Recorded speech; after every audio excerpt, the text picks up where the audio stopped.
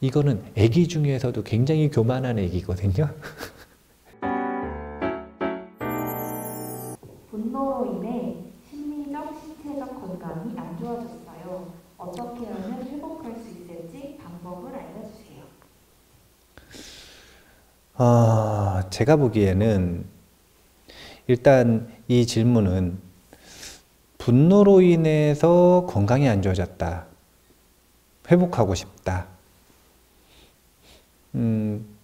두 가지가 별개의 주제인 것 같아요. 건강이 안 좋아지는 건 분노 때문이 아니라 분노 플러스 수많은 알파가 있죠. 분노 플러스 수많은 알파. 그리고 또 반대도 성립됩니다. 건강이 안 좋아졌기 때문에 더 분노할 수도 있어요. 그래서 이 두 가지를 뭉뚱그려 가지고 생각을 해서는 답이 나오질 않아요. 그래서 두 가지를 별개로 이렇게 생각을 해봐야겠죠. 첫 번째는 분노 때문에 첫 번째는 마음이 불편할 거고요. 두 번째는 몸이 불편한 걸 느낄 수도 있고요. 그리고 세 번째는 관계 속에서 손해를 보겠죠. 관계가 틀어지고 막 힘들게 될 거 아닙니까? 삶이 고달퍼져요. 그러니까 분노 때문에 종합하면 괴로운 거죠. 그러니까 이 괴로움을 끝내기 위해 분노를 다스릴 것인지 아니면은 안 괴롭게 분노할 수 있는 방법은 없는지 이런 조금 더 디테일한 이 자신의 원하는 바가 정해져야 되는 것 같아요. 일단 분노 다스리는 문제는 쉽지 않은 문제죠. 스토아파의 세네카 선생님인데 이 세네카 선생님이 분노에 대하여라고 하는 책이었던 것 같아요. 이 책 지으셨는데 본인 유배 가가지고 승질 나가지고 지은 책이거든요. 본인 분노를 다스리기 위해 엄청 두꺼워. 엄청 두꺼워. 그 위대한 철학자도 분노 다스리기가 그렇게 어려워요. 아주 원색적인 그 분노의 표현들이 나오거든요. 분노라고 하는 것이 어떤지. 예? 그런데 그렇게 분노라고 하는 심리학이 사실은 쉽지 않은 심리학이다. 생존 본능 위에 무엇이 있는가? 자아에 대한 우치가 있다. 자아에 대한 우치 위에 무엇이 있는가? 탐욕이 있다. 생존하기 위해 탐욕이 있는 거거든요. 그리고 그 윗단계가 바로 분노예요. 탐욕대로 안 될 때 무엇을 써야 되는가? 생존하기 위해 분노를 써야 됐던 거예요.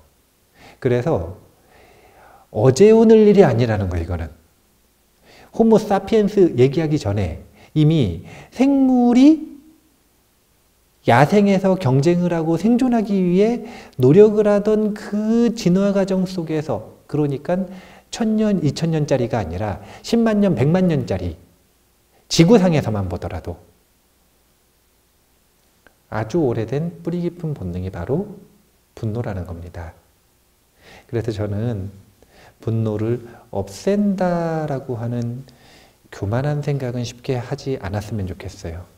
분노가 없어지면 아나함입니다. 일단 수다원 대구서 생각하시고, 그거는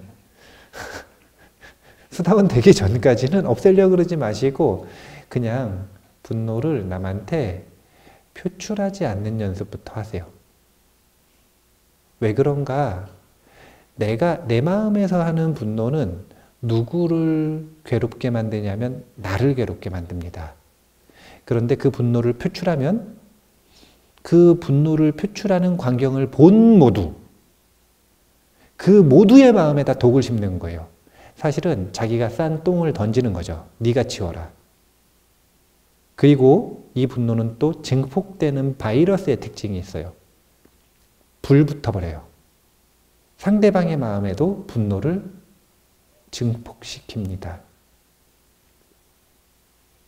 그래서 제가 어른 수업에 이 글도 쓰고 영상도 찍고 할 때 이 분노를 표출하고 상대방의 마음을 오염시키고 하는 행위에 대해서 어른답지 못하다라는 이야기를 자주 하죠. 어른이면 상대방이 나보다 낫다고 생각하면, 더 낫다가 아니라 더 낫다고 생각하면 내가 어른이고, 그러니까 넌 나한테 존경심을 표현해야 되고, 이런 마음을 먹을 거면 그럼 자격이 돼야 될 거 아니에요. 그 자격이라는 건 뭐냐면 상대방의 마음이, 그러니까 상대가 애기라, 그래서 감정에 똥을 쌌어. 근데 치울 줄 몰라요. 그럼 그걸 누가 치워줘야 돼요? 어른이 치워줘야죠. 그런데 본인이 어른이라 그러면서 나보다 하찮다고 생각하는 그 사람에게 그 사람 집에 가가지고 똥을 싸. 그리고 네가 치우라 그래요. 이거는 애기 중에서도 굉장히 교만한 애기거든요. 말도 안 되는 일이에요. 표출은 하지 맙시다. 이게 기본이라고 생각하시면 돼요. 분노에 대한. 인욕바람일의 시작은 표시 안 하는 거. 아무 분노가 안 일어나는 게 아니라 그 분노를 내뱉고 상대방에게 보이면 그것은 이미 분노가 아니라 이름이 바뀌어요. 해악. 해악. 세상에 해를 끼치고 악행을 한 것이다. 그래서 1번, 일단 해악은 끼치지 말자. 분노했다고 삐용삐용 잡으러 오지 않습니다. 하지만 몸과 마음으로, 행동으로 해악을 끼치면 잡으러 옵니다. 잡으러 올 근거가 되죠. 일단 해악을 끼치는 건 사회법으로도 잡아가는 짓이다. 얼마나 폭력적이고 유치한 거면. 표출은 하지 맙시다. 이게 분노에 대해서는 첫 번째고요. 그 다음에 개별적인 문제라 그랬죠. 건강이 안 좋아진 건. 제가 보기에는 건강이 안 좋아진 건 분노 때문이 아니라 첫 번째, 잠 잘 자는지 한번 체크해 보시고요. 잠만 잘 자도요. 그냥 곧바로 괜찮아져요. 그 다음 두 번째는 올바른 거 잘 먹고 있는지 한번 체크해 보시고요.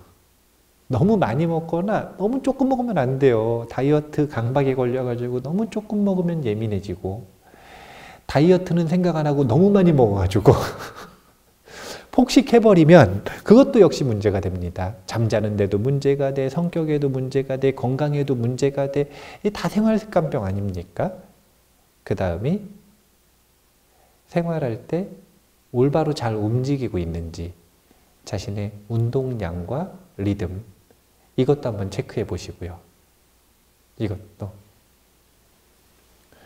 이렇게 우리가 그냥 잘 자고, 잘 먹고, 잘 살면, 그러니까 수면과 섭생과 운동에 대한 것들 있잖아요. 요 세 가지만 잘하셔도 사실은 몸과 마음이 화를 냈냐 안 냈냐는 상관없이 이 세 가지를 잘하는데 좀 화를 내요. 다혈질이에요. 그럴 수 있잖아요. 왜냐하면 분노를 다스리는 건 잘 자고 잘 먹고 그 다음에 잘 운동하는 거 외에 이제 마음 수행을 또 같이 해야 돼요. 근데 아직 요건 얘기 안 했잖아요. 그리고 요 세 가지를 잘해도 건강한데 화 잘 낼 수도 있어요. 그런데 화를 하나도 안 내. 관세음보살 같아요. 근데 수면 패턴이 이상하고, 그 다음에 이상한 거 먹고, 그리고 운동을 전혀 안 해요. 그럼 어떻게 되냐면은 굉장히 관세음보살 같은데 몸과 마음이 병들어 있을 수 있어요.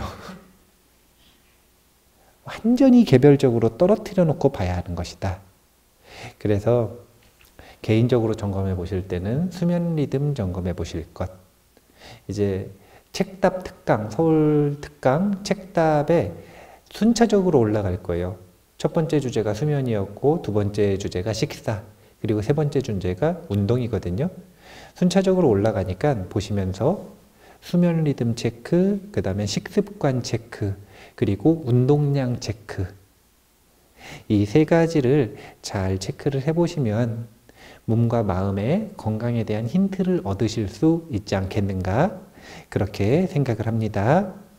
그렇게 컨디션 조절 잘 하시면 일단 다른 사람한테 화내서 해악을 끼쳐서 창피하고 내가 왜 그랬는지 잘 모르겠고 그리고 손해보고 다시는 안 그러려고 그러는데 또 그러고 이런 일에서는 벗어날 수 있을 것 같다. 컨디션 조절만 잘 하셔도